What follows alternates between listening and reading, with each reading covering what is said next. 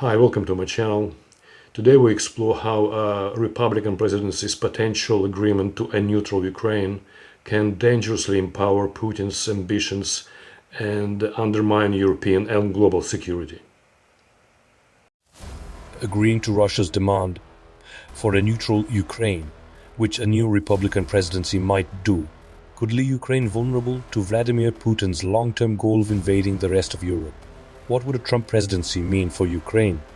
Many speculate that it might cut off arms supplies and accept Russia's takeover of parts of Ukraine territory, and weapons are key issues. But another important topic is emerging: Ukrainian neutrality.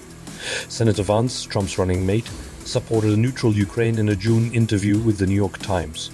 Vance said his plan would be to guarantee both Kyiv's independence and its neutrality. Neutrality is clearly something that the Russians see is essential for them. On the surface, a neutral Ukraine sounds interesting. Finland and Austria were neutral during the Cold War and remained democratic and outside the Soviet bloc. However, the Biden administration is cautious about Russia's demand for a neutral Ukraine, believing that Putin's ambitions wouldn't stop there.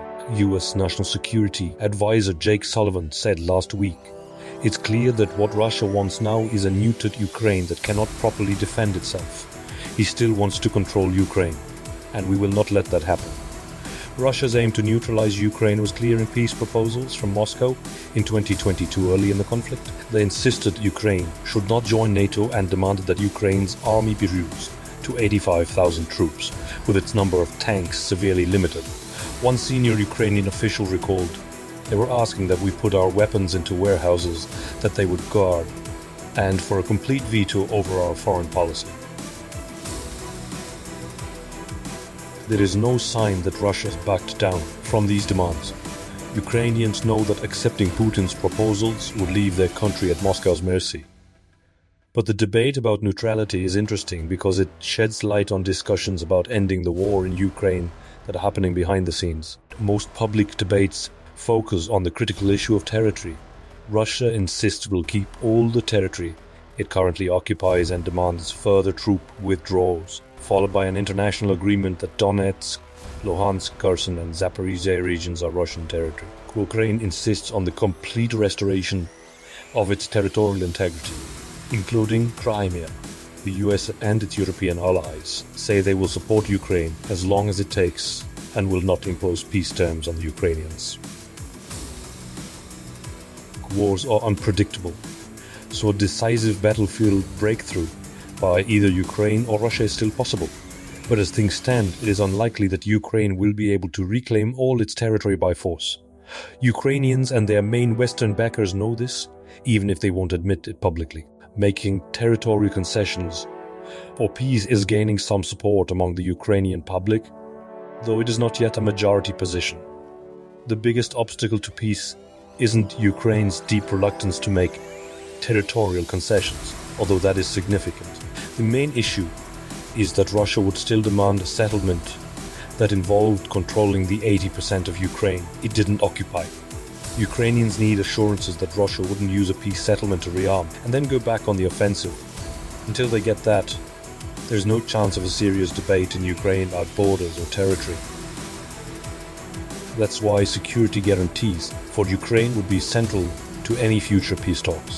Ukraine's current stance is that they must join NATO, which would mean the country was covered by the alliance's collective security guarantee. The most recent NATO summit declared that Ukraine's future is in NATO. Quote, it added that this would only happen when allies agree and conditions are met. Admitting Ukraine to NATO, while Russia still occupies some of its territory, would be tricky. West Germany during the Cold War could be a model. But West German membership in NATO was supported by stationing significant numbers of US troops on its soil. There is no guarantee that the US Congress would agree to deploy American troops in Ukraine. Another idea with strong support in Washington is the Israel option, sometimes called the porcupine option, which would avoid a formal treaty commitment to defend Ukraine. Instead, it would build up Ukraine with advanced Western military aid, so it could deter future Russian aggression on its own. But even the porcupine option would conflict with Russia's demand for a neutered Ukraine. Could Moscow's stance change? The Russians are suffering staggering losses, estimated at over 1,000 troops killed or wounded every day. But Putin seems to be waiting for events in America. The Biden administration will not agree to the neutering of Ukraine, but the Trump Vance administration might. As long as the US election result remains uncertain, Putin has every incentive to keep fighting. Ukraine needs military assistance to effectively counter the Russian army on its territory and safeguard Europe from a potential Russian invasion. The ongoing conflict has highlighted Russia's aggressive ambitions, and Ukraine stands as the first line of defense against further encroachment. Western military support, including advanced weaponry and strategic aid, is crucial for Ukraine to repel Russian forces and regain its sovereignty. A strong and well-equipped Ukrainian military can prevent Russia from achieving its territorial ambitions, which extend beyond Ukraine and pose a threat to European stability. Without sufficient support, Ukraine risks falling under Russian control, which would embolden Putin and potentially lead to further invasions in Eastern Europe.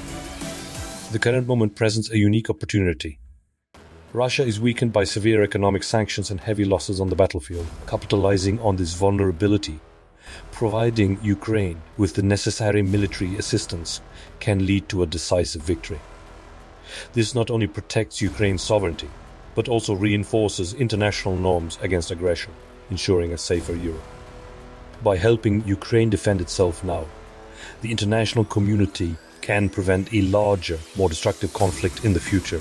A robust response to Russian aggression will deter similar actions, promoting peace and stability across the region. Military aid to Ukraine is not just about supporting a single nation. It's about upholding the security and integrity of Europe as a whole. In conclusion, the only viable option for ensuring European and global security is for Ukraine to defeat Russia and push Russian troops out of its territory. The time to act is now, as Russia is significantly weakened by Western sanctions and substantial battlefield losses. A neutral status on Ukraine would not only leave the country vulnerable, but also embolden Putin's broader ambitions of European domination. A decisive victory for Ukraine would reaffirm the principles of sovereignty and territorial integrity, while also delivering a strong message that aggression will not be tolerated. Supporting Ukraine in this critical moment is essential for the stability and security of the entire international community.